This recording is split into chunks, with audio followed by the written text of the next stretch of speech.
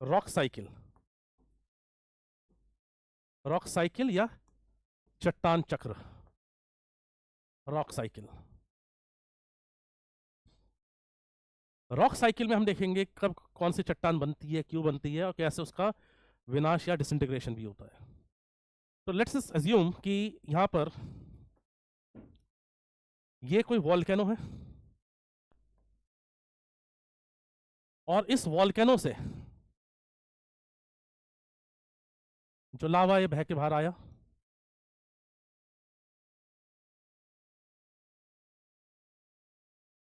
लावा, ठीक है, ये ऊपर का मैं रब कर रहा हूं।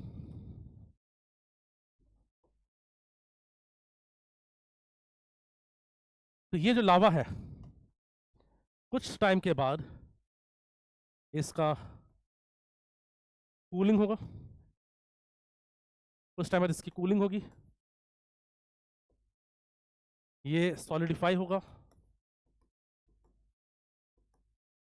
और इसकी वजह से एक रॉक बनेगा जिसको हम बोलेंगे इग्नियस रॉक या आग्नेय चट्टान। इग्नियस रॉक या आग्नेय चट्टान इसको बोलेंगे हम। अब इसके बाद रॉक बन गया तो ये सबसे पहले यही रॉक बनेगा, इसलिए इग्नियस रॉक को हम प्राइमरी रॉक भी कहते हैं, ये प्राथमिक चट्टान होती है। यानी किसी भी सिनेरियो में, किसी भी केस में सबसे पहले जो रॉक बनेगा वो यही रॉक बनेगा।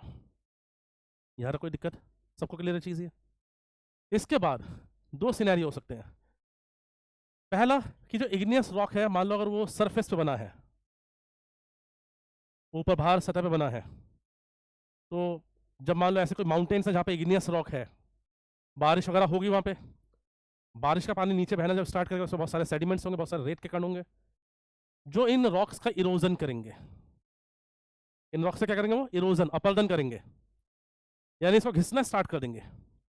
और ऐसे में इस इग्नियस रॉक का जब बहुत ज्यादा इरोजन होगा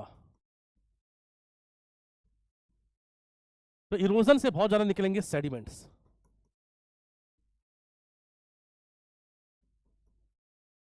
फिर ये सेडिमेंट्स किसी एक जगह पे इकट्ठे हो रहे होंगे और इनके बायोलॉजिकल मटेरियल, केमिकल मटेरियल के कारण ये आपस से चिपक कर बना देंगे क्या, सेडिमेंट्री रॉक। अब सारी चट्टान बना देंगे ये।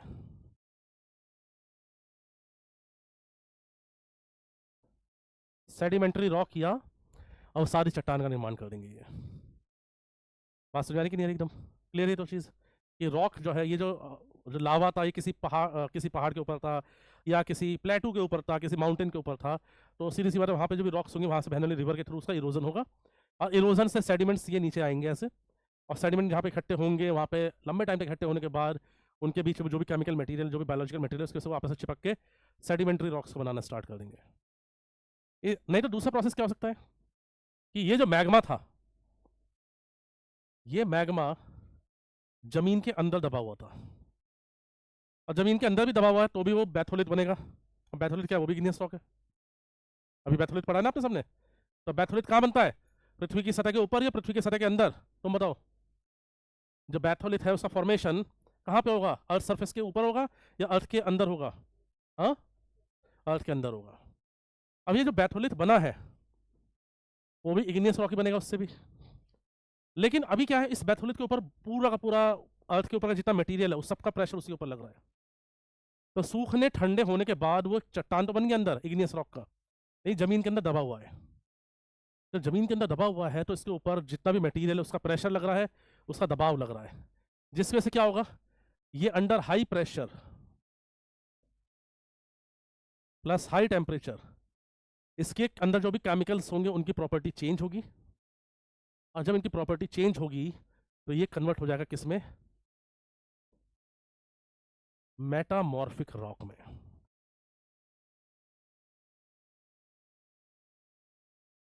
जो शब्द है मेटामॉर्फ, इसका लिटरल मीनिंग यही है, चेंज इन प्रॉपर्टी। क्या है?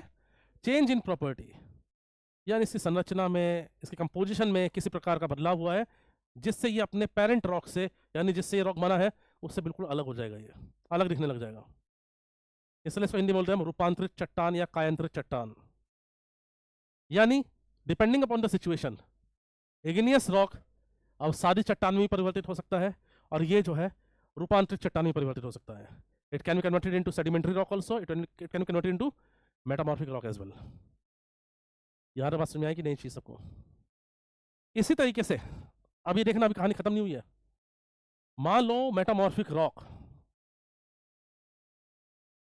ये जमीन के नीचे दबा हुआ था और जिस ज्वालामुखी से बैथोलिथ बना था वो डॉर्मेंट वॉल्केनो था, शुष्क ज्वालामुखी था। एक बार सक्रिय हुआ, कुछ सालों तक रहा, उसके बाद वो लंबे अवधि तक निष्क्रिय था, यानी एक साल में एक्टिव रहा, कुछ साल के लिए एक्टिव रहा, उसके बाद वो लंबे टाइम तक इनएक्टिव रहा है, डॉर्मेंट रहा है। मान लो वॉल्केनो दोबारा से एक्टिव हो गया, उसका मैग्मा आना चालू करेगा फिर से, और वो मैग्मा दोबारा से क्या करेगा, जब इस मेटामॉर्फिक रॉक के ऊपर फैल जाएगा तो मैग्मा का टेम्परेचर बहुत ज़्यादा होता है। ये सब लोगों की नज़र यहाँ होनी चाहिए बोर्ड पे एकदम। वो मैग्मा, ये ज्वालामुखी फिर से मान लो एक्टिव हो गया तो इसका मैग्मा, ये जो मेटामॉर्फिक रॉक था उस पर सारी जगह फैलना स्टार्ट कर दिया इसने, फैल जाएगा, उसका टेम्परेचर बहुत ज़्यादा है तो क्या करेगा, इस रॉक को दोबारा से पिघला देगा। ये पिघल के वापस कन्वर्ट हो जाएगा किस में, मैग्मा में। किस में कन्वर्ट होगा, मैग्मा में कन्वर्ट हो जाएगा। अब मैग्मा में कन्वर्ट होने के बाद दोबारा से कूल होगा, सॉलिडिफाई होगा, क्या बन जाएगा, इग्नियस रॉक बन जाएगा, आग्नेय चट्टान में दोबारा परिवर्तित हो जाएगा। नहीं तो दूसरा सिनेरियो ये हो सकता है कि ये जो रूपांतरित चट्टान है ये जमीन में काफी टाइम तक दबी हुई थी, उसके बाद इरोजन होते होते होते ये ऊपर सरफेस पे एक्सपोज हो गया है, पहाड़ों पे ऊपर सरफेस पे एक्सपोज हो गया है, वहां पे बारिश हुई, बारिश से इसका दोबारा पर्दन स्टार्ट हुआ, इरोजन स्टार्ट हुआ तो सेडिमेंटेशन, इरोजन, ये प्रोसेस रहेगा।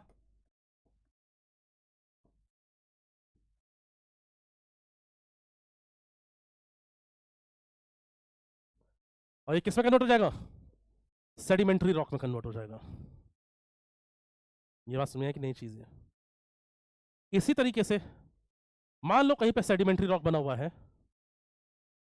और वहां पर किसी वॉल्केनो की वजह से, मान लो कोई डाइक था वहां पे, डाइक याद है, वॉल्केनो के नीचे से जो एक इस तरह से डायगोनल जो सप्लाई होती है पानी की, सप्लाई डायगोनल वेन होती है बेसिकली ये।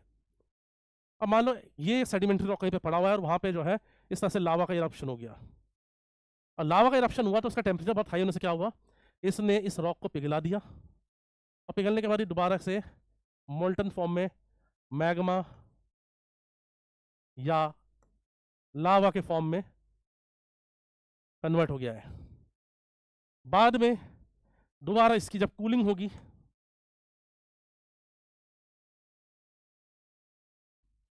तो कूलिंग और सॉलिडिफिकेशन की वजह से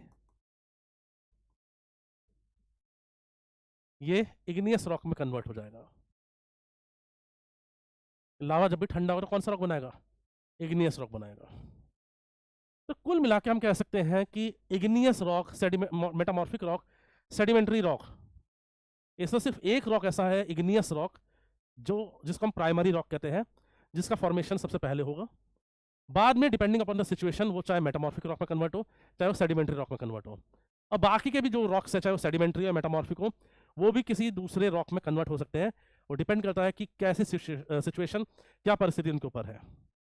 इसलिए सिंपल वे में हम ये तीन रॉक्स जो हमने लिखे हैं इनको हम ऐसे भी लिख सकते हैं कि मेटामॉर्फिक से बन सकता है इग्नियस, और इग्नियस से बन सकता है मेटामॉर्फिक। इसी तरीके से इग्नियस से बन सकता है सेडिमेंट्री रॉक, और सेडिमेंट्री से बन सकता है इग्नियस रॉक, और इसी तरीके से मेटामॉर्फिक रॉक से बन सकता है सेडिमेंट्री रॉक, और सेडिमेंट्री रॉक से बन सकता है मेटामॉर्फिक रॉक। यानी जो रॉक्स है, ये जो इनके जो कन्वर्टिबिलिटी है वो इंटरचेंजेबल है, there is no fix rule in this. ये बात समझ में आई कि नहीं? सबको क्लियर हुआ चीज़ ये? अब ये एक पूरा सिस्टम जो तुम्हारे दिमाग में बैठ गया, तो रॉक्स का चैप्टर तुम्हारे एकदम बच्चों वाला चैप्टर है, एकदम बच्चों वाला चैप्टर है।